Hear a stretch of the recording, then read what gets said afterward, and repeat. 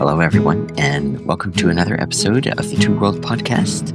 I am Barney, and I'm getting us started off today, and I'm joined with my two co-hosts. One of them is Jacob. And alongside Jacob and myself, we have... Hi, I'm Ken. All right, and today I would like to go back a bit in time. The year was 2021, the day, June 18th. I sent an email to Jacob and I said, where did I say? I said,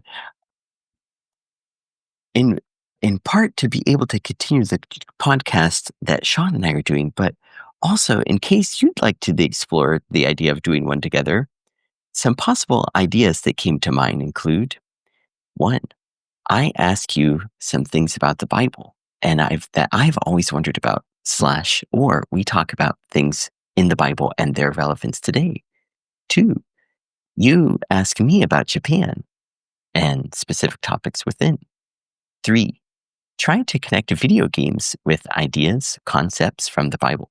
This might be tricky, but it'd certainly be unique, and I think. Or four, talk about retro culture, different aspects of video games, etc. Then, the nice thing about podcasts is it's just fun to make them and listen to them afterwards. Then, fast forward to June 23. Jacob wrote to me, I am so delighted that you would consider doing a podcast with me. It would be so much fun to collaborate with you on that. I could see, and then as I read over the list, I felt that there were a lot of examples of intersections between different ideas, areas of interest, and fields and disciplines. This made me wonder if the podcast itself could be about exploring examples of these intersections with when different ideas, communities, cultures, etc. encounter each other. So it's interesting looking back to 2021, 4 years ago, how just the idea of this podcast got started and how Jacob's response to my kind of out there ideas really brought us to some coherence of this Two World podcast. And so today, thinking back, as I like to do, we decided to have a reflection episode, and we've come up with a few different questions that we collaborated together. And the chance today to have Ken with us on this too makes it extra special. So guys, what do you guys think? Where would be a good way to start looking back on how the Two World podcast started and over this past season as well, and then maybe where we'll be going from here? Would it be all right with you both if I responded to the emails that you read, Barney? Yeah. And Ken? Yeah, sure. Okay, cool. Well, it was so exciting for me because right around that time that you had written me, I was starting to get into listening to podcasts. And so you were ahead of me in terms of recording your own. You had already had that experience. And I was just turning the corner to imagining wanting to do that because I was enjoying receiving content in that way. And then when I read your email, I thought it was delightful, the variety of topics that you included.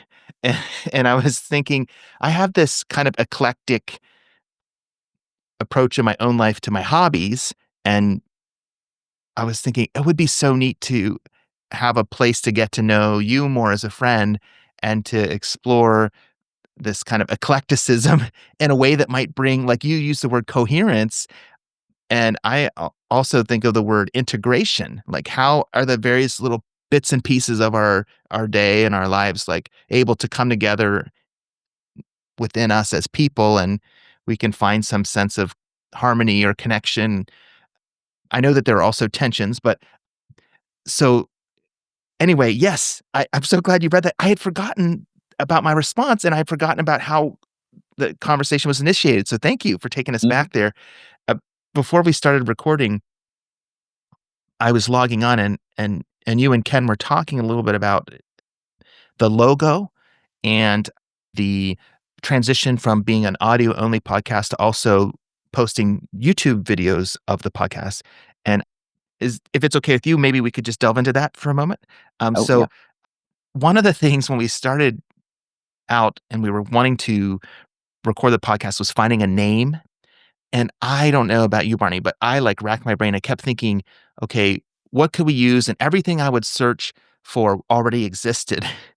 And and so the closest thing I could come to like the core essence of what we're doing with this idea of two worlds coming together because of the intercultural aspect of what we were trying to do relating Japanese culture to American culture, but then also like our two different contexts, you being in Japan and me being in the US, but just you being your own person and me being my own person and the differences that come together. But of course, there was a two worlds podcast plural.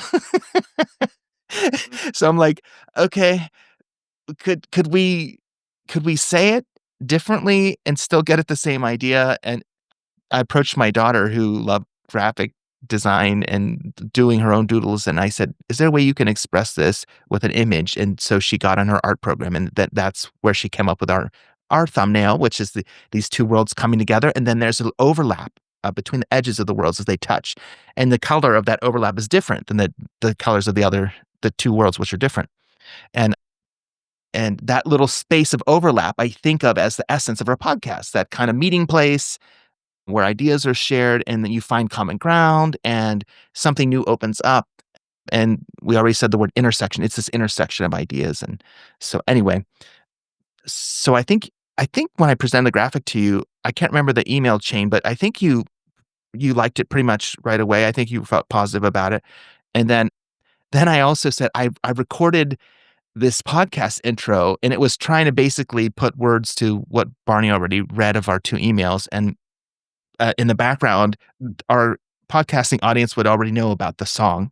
That was, and because we've talked about it several times, that song I'd written back when I was in college, the bridge at the end, this became our music. But a as we started recording those initial episodes, I was spending so much time editing, hours and hours, like editing out every little and like gaps between like too much silence, and finally, I was like, "This is not sustainable." And I don't know if you remember this, Barney, but I think I approached him and I was like, "Is it possible we could just kinda have a minimal like, kind of just put the audio up even if it has those things?" And you were totally open with that. And then when that happened, I was like, "If it doesn't have to be so heavily edited, since we're doing this through Zoom anyway, we have the video available. Why don't we consider posting that?" And when I ran that idea by you, you were very open to that. So I think that was maybe I don't know if that was around episode 6 or 7. I think by then that's when that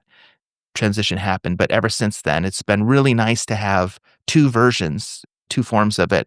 And I think to see, people that viewing it on YouTube and then other probably maybe a different subtly different audience listening to it on Apple Podcasts or Spotify, it's kinda neat to know you're serving different publics in that way. But anyway, it's just kind of fun to think about how it got started in those early days. And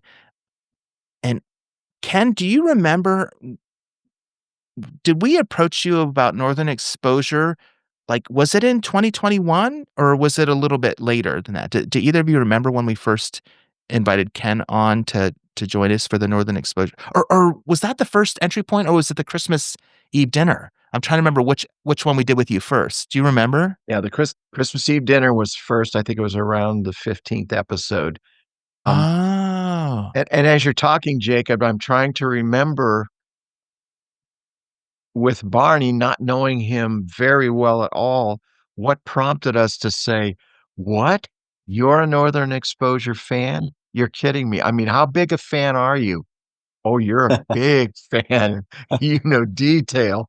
And going from there, I don't recall, Barney, how that it came via email, I'm sure, but There was I think there were 2 episodes back to back that Jacob and I did that were talking about hobbies, and I happened to mention how I was such a big Northern Exposure fan, oh, and then I think that Jacob and I discussed it a bit, and I think that Jacob asked me a number of questions about the show, something like that. And then you happened to hear that episode and then wrote to me. And then as Jacob kind of got a sense of what the depth of the show, and then maybe you and Jacob probably talked about it at church, and then we realized that there would be some real good potential in discussing the episodes. And then, of course, we would really want to have you with us on those episodes too, I think is how that got going.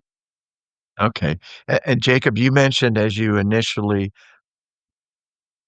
two of you were initially designing the title for it, I remember in the very early stages when I didn't have a specific link, I was Googling Two Worlds podcast and this thing's coming up. I'm going, this is not them. I don't understand maybe I spelled worlds wrong. Maybe it's just the number two. Maybe. Oh yeah. Oh man. And that I had the hardest time, and I haven't tried it for a while, but I would ask my Google Home speaker. I would say, so the other podcast that I would do was with Sean, and I would say, play, the latest episode of English All Over the Place. And then she would say, oh, okay, blah, blah, blah, blah, and it was right. And then I would say, then, okay, I want to listen to us. And so I'd say, play the latest episode of the Two World Podcast. And she'd say, okay, playing the latest episode of The Brain Age, or whatever. But I said, no, the Two World Podcast. Okay, playing the latest episode of Brain Age. No, what is wrong with you? You know? And then With you. I really, because I don't know if it's because like we have the hyphen for two-world in there that she just doesn't get it. But Mm. then if I would say if I'd say play the latest episode of the podcast featuring Jacob Donaldson or Jacob Dotson, and she'd say, okay, playing the latest episode of the Two World Podcast. It's like, why does it have to be so hard?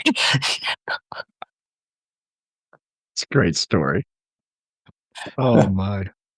For a second there, I was like, is she trying to, or it was it trying to recommend a better title? You should actually be called. Why not try this one? It's good. Oh man. Hmm. Yeah. But I think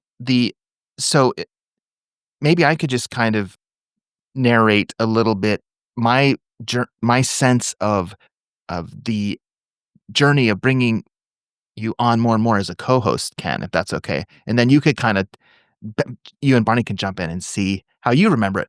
But I feel like you were such an encourager for our podcast. Like when we were posting those initial episodes, I can't tell you how much it meant to have somebody who would shoot us messages of encouragement and who had taken time to see what the episode was about. And sometimes you would even have a comment or a question and then when you came on, it was so natural with Northern Exposure. It was just a delight. And you and Barney could be my guides. And then I think the next step, and I think, have we done maybe 15 or 16 or more episodes of Northern Exposure? I think we've done quite a few. So we've had a long journey getting to know each other's styles and collaborate. But I think the next step for me was when, and I know we're going to talk about this more in detail, but when Barney found the opportunity to do author interviews, and I found out that you both are such fans of fiction, and I thought, oh, this could be a natural place, for yet another layer of collaboration to invite you on as a regular host because you and Barney have that in common. And then you guys just ran with it and did these awesome author interviews. So that's kind of my sense is as things open up, the first one was the Christmas Eve dinner, but then the next one was the Northern Exposure. And then it was the author interview. So what do you guys think? Is that your sense too? Or do you have a slightly different take? Hmm. One thing that comes to mind for me and I've said this on air before, but having Jacob involved with Northern Exposure was a treat because it was all new to him. And that certainly added an element that we didn't have to adjust for at all.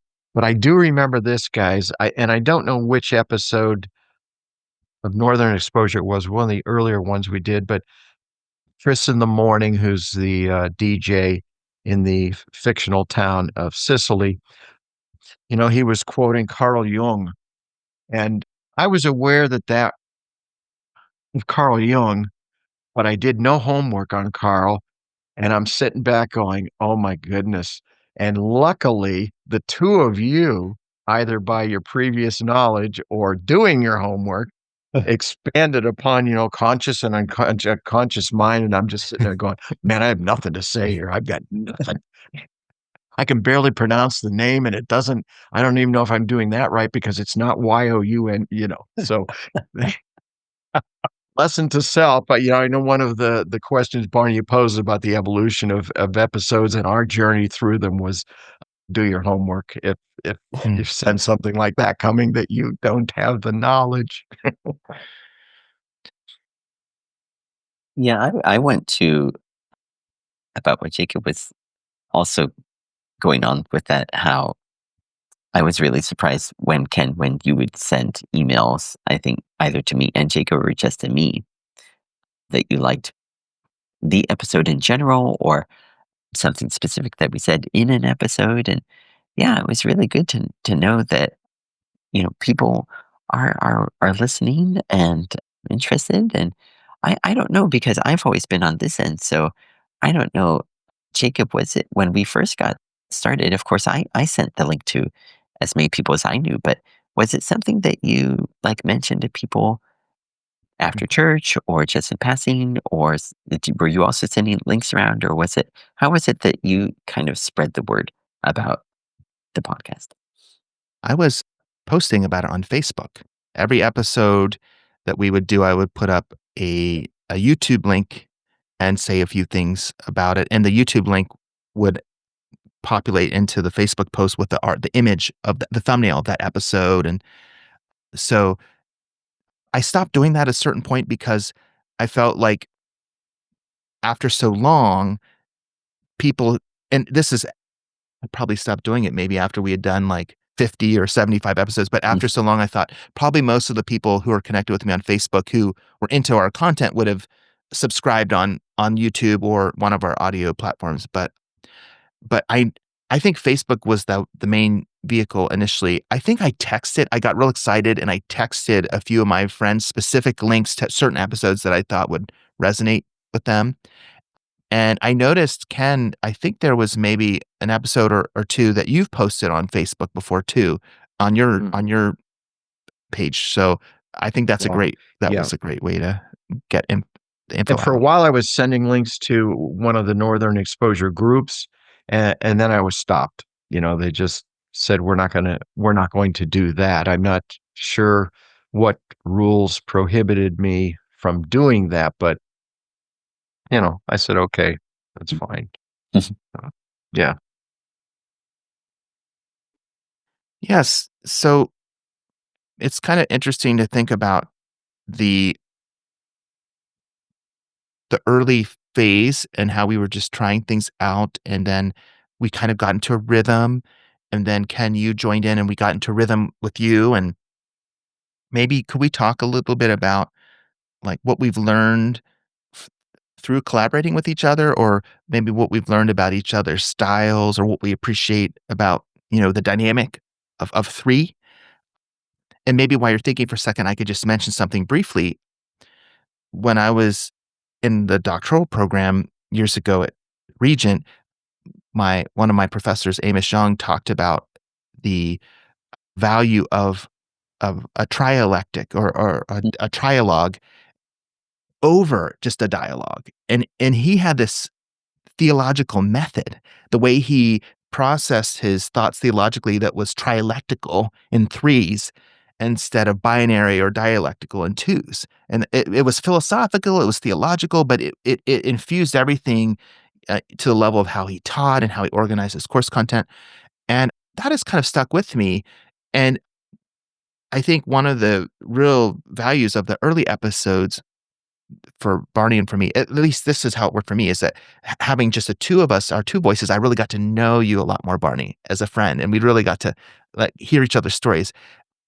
And I think when we started interviewing people and having guests on, then you got to see that trialectical interplay. And and and we had quite a few guests in our first few seasons, and then Ken, with you coming in, it is that same dynamic of that. There's a certain energy and a weaving in and of conversation when you have three minds and thoughts and voices swirling around a topic. That sometimes when there's a lull or somebody's thinking about something, somebody else can step in. And if the three dialogue partners are attentive to one another and practicing listening, they don't step on each other's toes and they give space, and it's really constructive and beautiful. And I think one thing I appreciate about you both is you're such good listeners, and you really know how to follow a thread in a conversation, and you ask follow-up questions and you go deeper in the topic. So I don't feel like when something is said or an idea is put forth that it falls flat, but often one of the three of us will have some way to keep. I think of sometimes like a tennis match, or keeping a ball up in the air, like when like keeping it going back and forth, or when the ball, like when we were kids, we would play with a balloon and didn't want the balloon to fall down to the ground. So you keep working to keep it up in the air. I feel like that's the case with the three of us. We keep the conversation going, and it's a real gift and a blessing. And so I'm grateful to be able to explore all of this variety of content with you both, and that you're so committed to, like, join in and share the time and collaborate in this way. Nice. I'll just jump in quickly, kind of based on what you just said, Jacob. What struck me early on as a viewer, and that has carried through the entire series that you guys have done now, 130 episodes or so, total absence of negativism. There's been difficult issues at times and difficult moments in people's lives, and that's different than taking an easy pathway for perhaps viewership to rail against, and to take the cheap hit, and try to cause that to be noticed. And guys, you've completely, completely led me that way to say, yes, this is a way to continue, even as the podcast evolves into different sorts of, interviewing authors, and then, going out here, and yeah, it's just so yay for that. Mm, That's really encouraging to hear. And I actually remember back to kind of a behind the scenes moment where Jacob and I were finished, and we were talking about an episode. And because back then, especially early on, we would usually reflect like right away on what we talked about, and then kind of sometimes we had moments where we were expanding on the topic itself, and we thought, oh, if only we still had our audio recording, this would be great to add to an episode later on. But I remember we were saying how both of us are kind of intentionally mindful of how what we say and how we say it. And then I think we were saying that if this had been the English all over the place episode or podcast, and if Sean were here, Sean would just say, "Go ahead and say it what you mean," really distinguish. Don't stop trying to, you know, make this sound so inclusive. But I think that it, I'm honored about our podcast and appreciate the podcast that we really do try to engage a lot of different topics, and then kind of in line with the logo, we look for how they do intersect interestingly. And I think that also that kind of intersection part in the logo really represents the discussion part that we have, because we usually, if you think about it, we spend a bit of time talking from our own point of view, and then another person here, Ken or Jacob, brings that into the discussion. And then as we're discussing, we see, we kind of see in the moment how these things are related in a unique way. And then, Jacob, like you were saying, with the three of us here, that really does take a lot of the pressure off of just the other person. to think of how to respond because I know there have been some times I remember where Jacob was saying some really fantastic things, and I thought, I just want to do this justice by asking a great question or responding with something really fantastic. But I'm thinking, oh boy, I've got to keep listening. But the other part of my mind is thinking, what am I going to say? Because this is too good, and I don't want to be like, yes, that's great. I wanna at least try to come up to the same level of greatness with that, saying something great too, but then with the 3 of us, yeah, then it often happens that if I'm not ready to speak, then Ken will jump in or Jacob will jump in, and then while they're picking up the thread, usually sometimes it's along the lines of what I would have said too, but usually it's in a really neat and unique way that I hadn't considered. And then one other great thing I think about having the 3 of us together is that and the one thing that I've learned is throughout this is that, sometimes it's really okay if we just move on to the next topic or how the conversation is flowing. If I didn't just have to say that one thing that came to mind that I thought maybe I wanted to say, because instead, in the unpredictability, let's see how this new path we're going down is going to unfold instead. And then maybe if what I had thought to say really was relevant or pertinent or important enough, then the other nice thing is that we do have this means of coming back and saying, "Oh, before we go on further, I just wanted to say this," and I think we've all done that a few times, and I think that's really nice to add that because it really, there have I, every time it's always been something really neat that has come up, really important, and I always feel glad that we had that and that we shared that, and that yeah, I mean, I can't say anything bad at all about the first episodes where it was just Jacob and I. And like Jacob said too, I have to echo that as well, that it really gave us the chance to know each other better as people and friends and then the time that we spent afterwards when the episodes were done. And yeah, it's just this being in the podcast has helped me in so many ways in my own speaking and listening.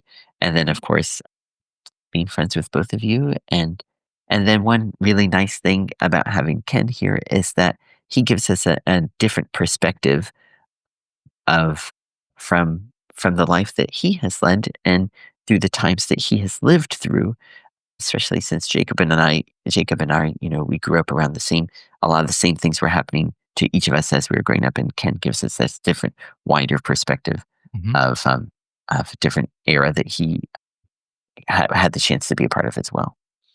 Mhm. I I just thought of a question for you 2.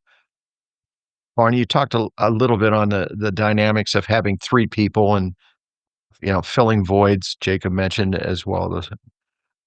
Have you watched podcasts with 3 people? I have not seen one.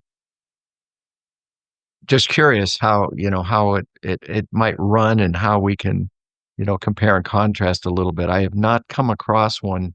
It's kinda like a talk show at 11:30 at night. How would that work with 3 people? That would be a tough gig, I would think. But again, the blend here seems to be effective and goes easily. I follow a podcast called Nintendo Voice Chat, and it, Okay. has each week a panel of people, and so it can be 3 or 4, and that show works really well with that format, and they do a pretty good job of not talking over each other, and I think that's the key, is if you have a larger group, a team of people podcasting, you have to really be committed to listening well and giving space for others to respond to the conversation as it develops and evolves, and like Barney said, sometimes it goes in directions you wouldn't think, and you're holding on to a thought you wanna share, and sometimes you can fit it in eventually and sometimes not, and so kind of the people are at peace with that.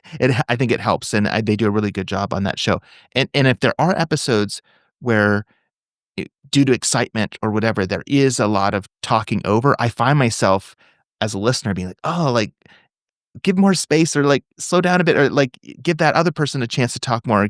And it doesn't happen very often, but it's a good reminder in our context for our podcast to keep working and staying committed to that, which I feel like has been very natural. So I've never experienced that in this space, but it's just a good reminder it's a good model to keep striving after. And so, yeah. How about you, Barney? Do you listen to any podcasts or watch any video podcasts that have more than two co-hosts?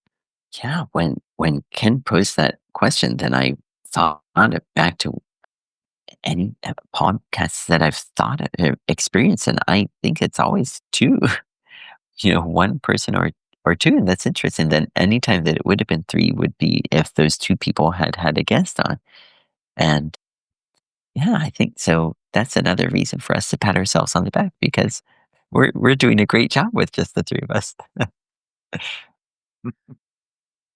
Hmm.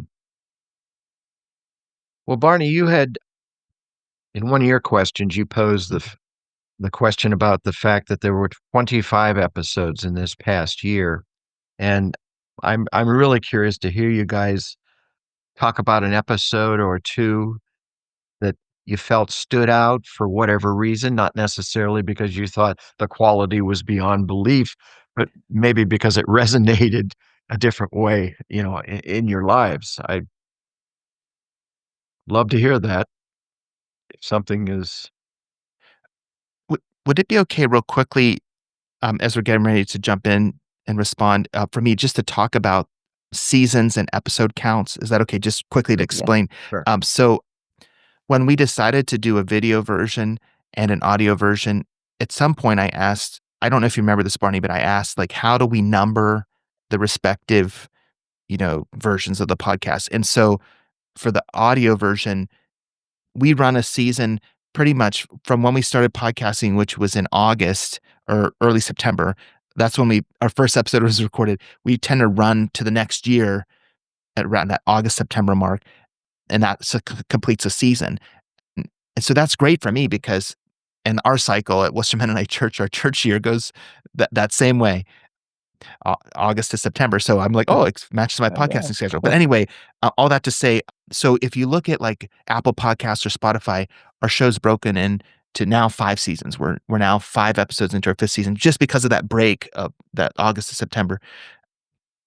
But for our YouTube version, which is a little bit harder to do seasons, we've just numbered them sequentially. So you'll see like our latest one before today was episode 130, whereas by the other scheme, it was season 5, episode 5. So it's a little confusing because there's two systems, but they do track with like in a larger way an arc with each other. So, but anyway, that being said, now let's jump in and answer like what were some highlights from Yeah.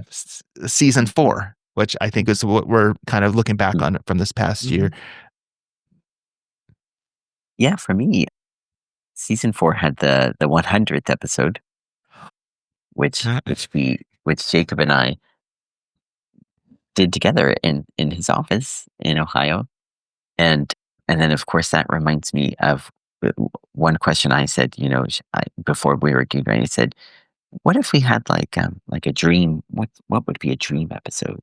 And then I said, "Oh well, having Susan Woods Fisher on would be my dream episode."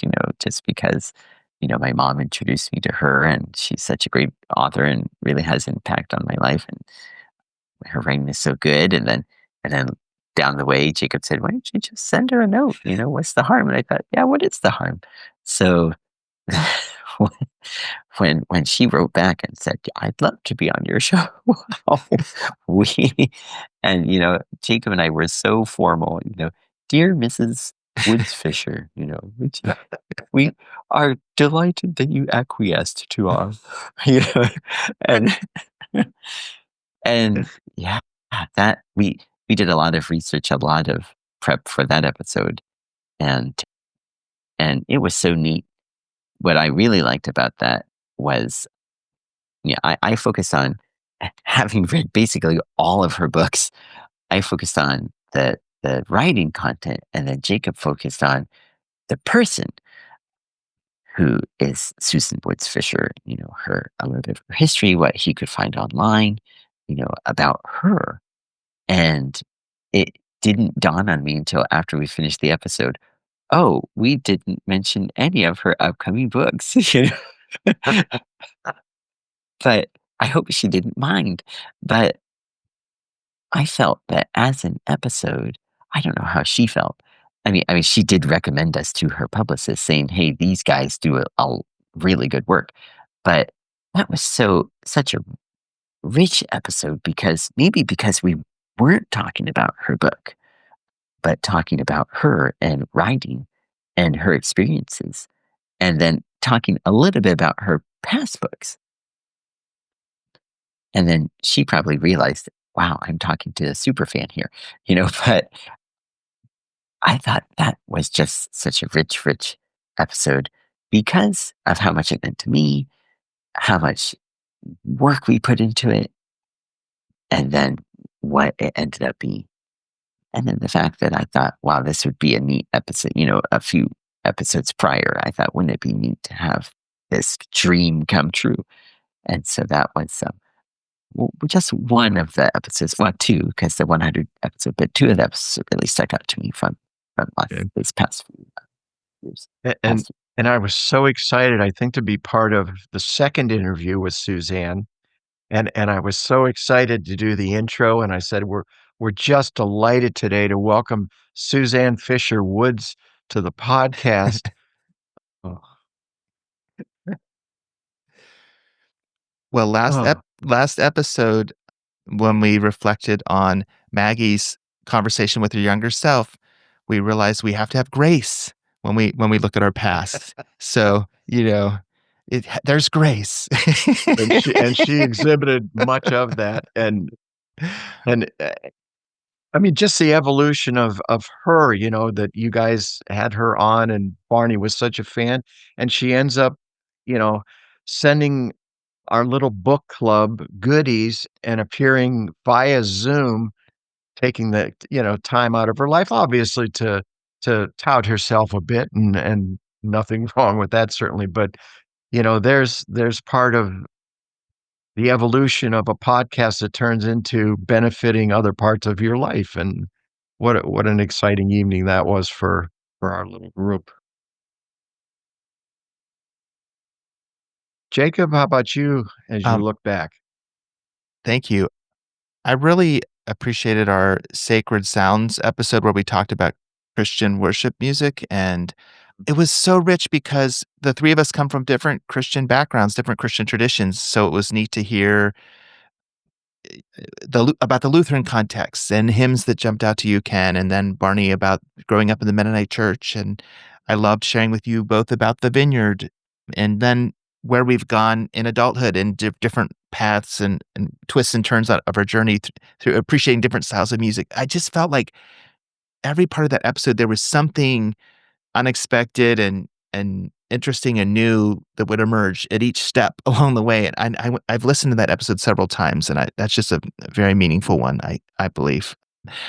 It it was really fun also to do an episode with Barney about visiting the Nintendo Museum because we got to experience that during my sabbatical, and I was so nice of Barney.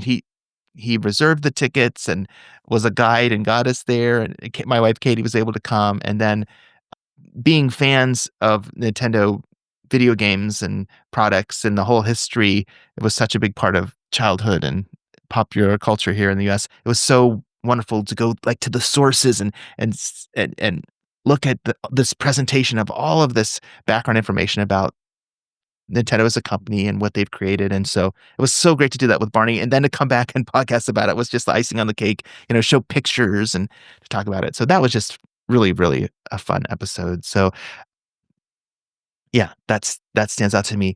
And then I was just really struck by your most recent episode, and this was so interesting, and I actually texted you both about this, your most recent author interview with Patricia Johns.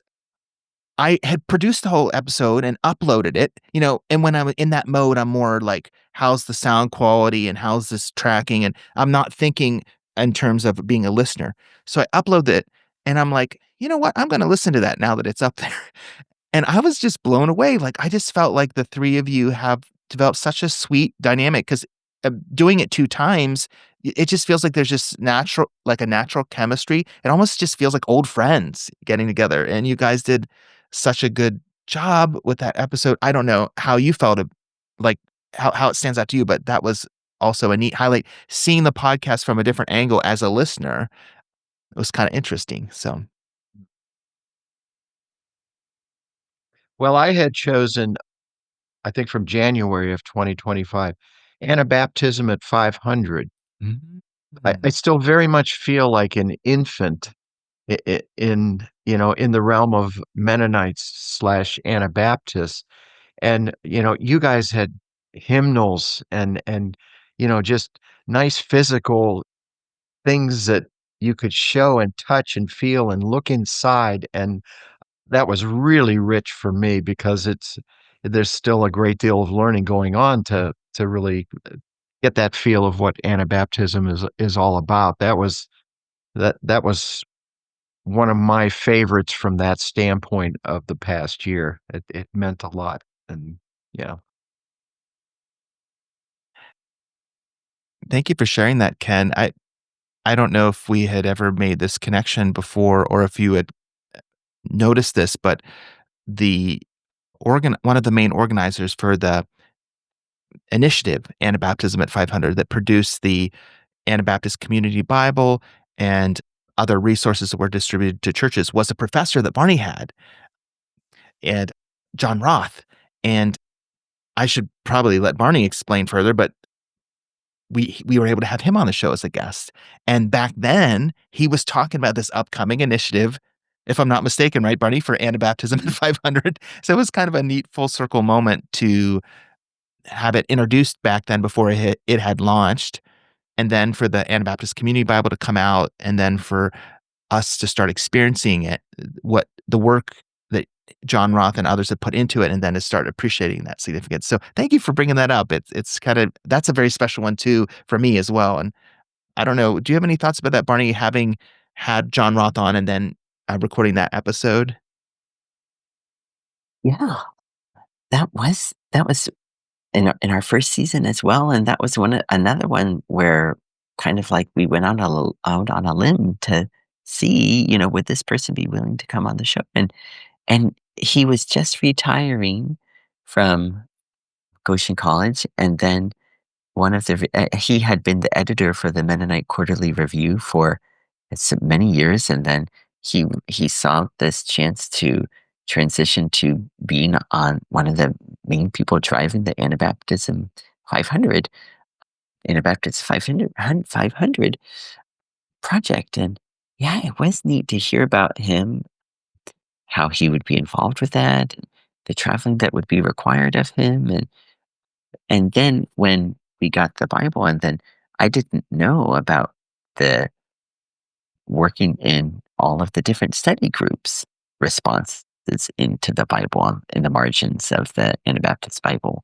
And then that one of the groups was Mr. Mennonite, and these ideas that probably I can imagine that he participated in bringing them about. And yeah, it was neat to see this come into fruit, to come become the final project, and to be able that our chance to talk about it, and give our perspective on it, and add our voice to all of the celebrating that was going on for that huge milestone in the Anabaptist movement. Yeah, it's neat how that experience then led to yet another episode. For our viewers, and I guys, I had thought about this before seeing some of the docs that you guys send around, especially when it was around the time of your 100th episode. I thought, that's 100 different ideas. Are they going to run out? Are they going to reach a point where they go, I can't think of anything else? And then there's a doc we have that has this massive list of kind of yet to come ideas that may or may not come to fruition, but it's neat that there's still plenty out there in that world and makes us always look forward to what might yet come. Thank you for mentioning that, Ken. And I just want to give thanks to Barney, you for your insight and planning, because going back to the early days of the podcast, I feel like you've always had an awareness of how can we plan ahead and have charted out potential future topics. And that's really helped us. And there are times when a spontaneous idea will come up and we'll go with it. But having that larger arc of ideas kind of waiting to explore really helps us have momentum. And also, I think um, your openness to go in a new direction and open up to the possibility of doing the author interviews was something that wasn't on our radar. That was an interesting other parallel track like that to explore with the podcast, which was really cool. So, Barney, kudos, respect. Yeah, for sure. For sure. Yeah, absolutely. Yeah, I can only chalk it up to doing the dishes and taking walks, when my mind is roaming and coming up with these ideas, I think, or just these ideas that come to mind. I think, "Yeah, that would be fun to talk together, with Jacob, and then now also with Ken to see what they think about this too." And it's funny because that doc we've had since the very beginning, and after we talked with Ken about the Christmas Eve meal that Wisdom Night does every year, then one of the topics that I wrote down was Ken Nade's journey to Wisdom Night, because I don't know about Ken, because this is since I went to Wisdom Night for all those years, but then now I live in Japan, so I only get to go once or twice a year, and there's all these new people that I see, and I think, Why? Everyone else knows who they are, but I don't." And what is their story?" And then as I got to know Ken more, and I thought, "Wow, this person is so interesting. I need to know more of his story," and that would be a really fun topic, I think. And then, especially, I remember one time where I wrote a reflection for the Christmas Eve service, and Ken had the honor of reading it, and then I watched it later, and I thought, "Whoa, whew, wow, I could not have done that any justice like he did, and I'm the one who wrote it," And he just took it, and what a neat person to be able to be around, on Sundays, and then now to be able to be around and to have a valuable member of the Two World podcast here. We're really lucky for that to have Ken with us. Thank you, Barney. Those are very kind words. And I had posed a late question. If there were no limitations, is there a person you'd love to interview? Is there a topic yet that maybe hasn't even made the list that you're thinking, "Oh, yeah, that." I I don't know if you've given that any thought, or I don't wanna put you on the spot here, but I'm always curious where your fertile minds go on things, imagined. If we ever had the opportunity to interview Amos Yong, he's the person I mentioned earlier who was my doctoral advisor and a professor I had at Regent. Now he's at Fuller. But if we ever had a chance to interview him, I think that would be really rich and meaningful, probably similar to the John Roth opportunity. That's how it would probably feel for me as it was for Barney to interview John. So, but a topic that I really want to do, and I keep trying to think of how to do it, and I have all these ambitions for how it would come across is about the band I was in college, Drenched. I had this idea of doing like a deep dive and presenting some clips to you all and pictures, and I want to get some interview quotes from the bandmates. It just would take to get at it in that way. It would take some work ahead of time for me to get my act together and contact everybody, and I haven't been able to do that yet. But I would love someday to get around to that if you both feel open to that. Yeah, I was gonna say one thing that one thought I had when we were talking about working together, just the 3 of us, and then Jacob, you picked up too on that music and worship being such a great episode is I really liked how we took a moment to ask you, Ken and I asked you more and more and more and deeper questions about the band that you were in. This really is a fantastic and fascinating topic, and I have even some questions for when that episode comes ready to go already. So I think Ken for sure. I know that he must be game too for this episode, and I know that uh, this is one thing that with your ideas that you have for it, I think that if we just give you the space to get it together, it would be really fantastic Mm, to hear mm. the different perspectives and hear some clips and hear about the inspiration and the thoughts and whatever that went into the different songs. I think that would be really amazing. Cool. Thank you. Very cool. Yeah, yeah. I had thought about a couple of people that I'd known previously, and now, it's kinda long distance relationship because they left the OARDC, the Research and Development Center where I retired from. Jacob, you know one of these people, his name is Ram. Oh, Um, yeah. I'd love to, sit down, sit here with Ram, or perhaps there's a couple of people from Bangladesh that we got to know, and just talk about their faith journeys Mhm. because, we all had different journeys. Their journey is certainly gonna be enlightening from the standpoint of non-Christian, and, I know there would be a lot of fruitful knowledge to be gained Mhm. from having those folks on, and especially Ram, he's really a gentle soul and smiles easily, and there would be some fun there, I'm sure too, so, yeah.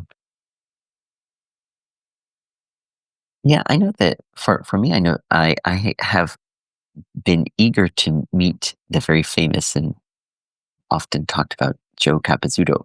Um, Oh.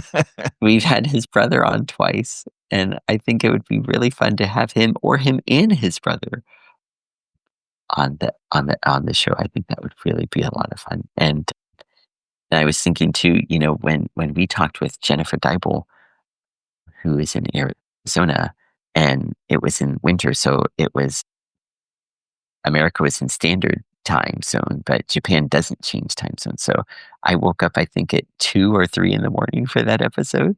And so I thought, well, if I can do this, then we can definitely talk to someone in California. No need to worry about that. Whenever he's ready to go, I'm ready, That's so generous of you, Barney, that you did that.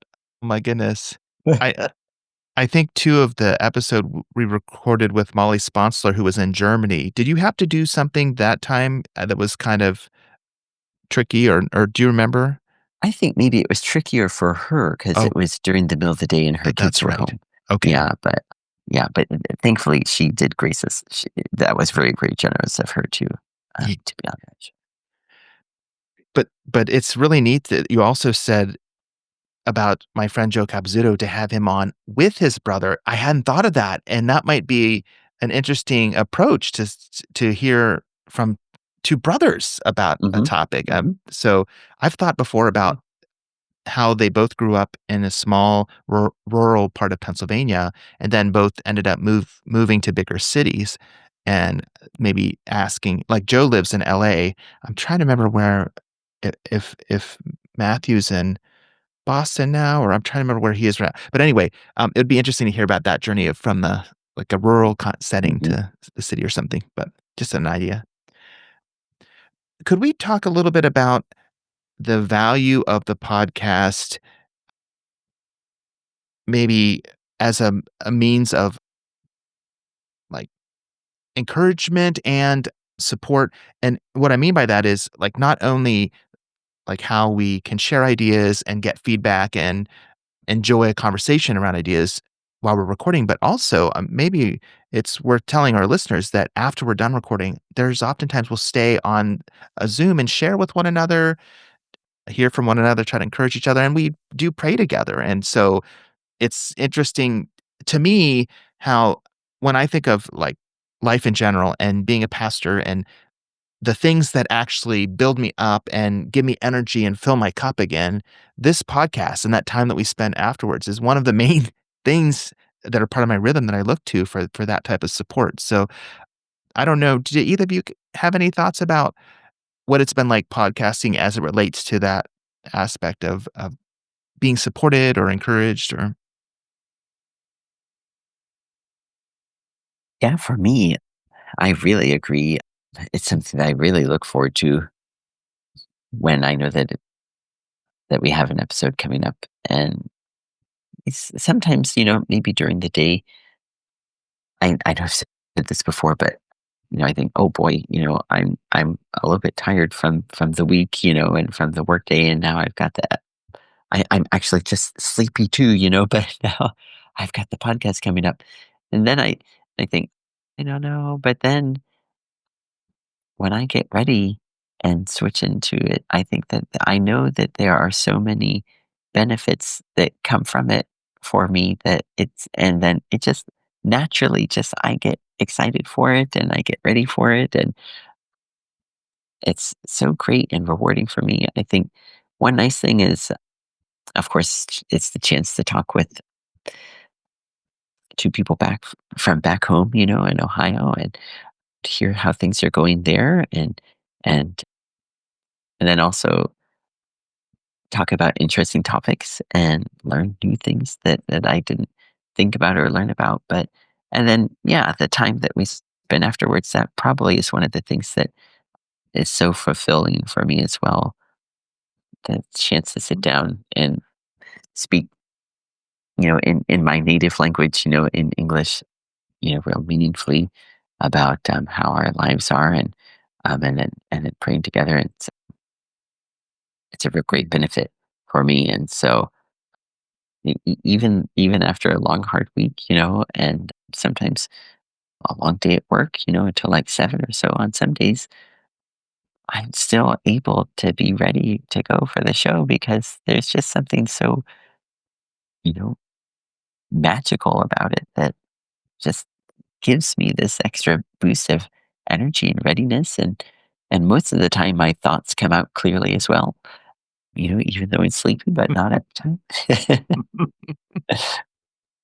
Yeah, there's no denying we are part of each other's lives, and I think anyone who views a single episode can get that sense, and I hope viewers appreciate the little glimpses we provide into, the paths our lives take. I sit here a lot and I do look at what time it is occasionally, but and I don't do that in the sense of, "Let's get done." I look at it and think, "Boy, this could go another half hour easily," because it feels that good to us Mm. in what we're doing, and yet the real reality strikes of, attention spans for our viewers out there, and, well, I don't wanna drown them. So having said that, yes. yeah, are there any other areas that we wanna touch upon today before we draw this to a close? Yeah, it's amazing that we came up with 15 different questions to prepare, and I think maybe we only touched on one or two. But You I know, think the thing but, Barney, I don't contradict you folks often, but I found myself crossing out a lot of things I had written because they came up, mhm, not necessarily by a specific question, but, mhm, they still came up. But, mhm. okay, that's part of the magic of what happens when we sit here together. Yeah, yeah, it's A so true. script would never go, it's just not gonna happen. Boy. Anything else at this time? All right, very good. On this occasion of reflections, naturally, I think a number of thank yous are in order. First and foremost, to our viewers, we do appreciate you. We encourage you to make comments. We encourage you to tell others about it. We really try to do the best we can for you. Great thanks to Barney and Jacob. You have made me feel honored. You have made me feel worthwhile and vital in this endeavor that we take on. And I hope we can sit here about a year from now and reflect similarly and say, wow, what a year that was, and here are some highlights. So on behalf of Barney and Jacob and myself, Ken, we bid you goodbye for now.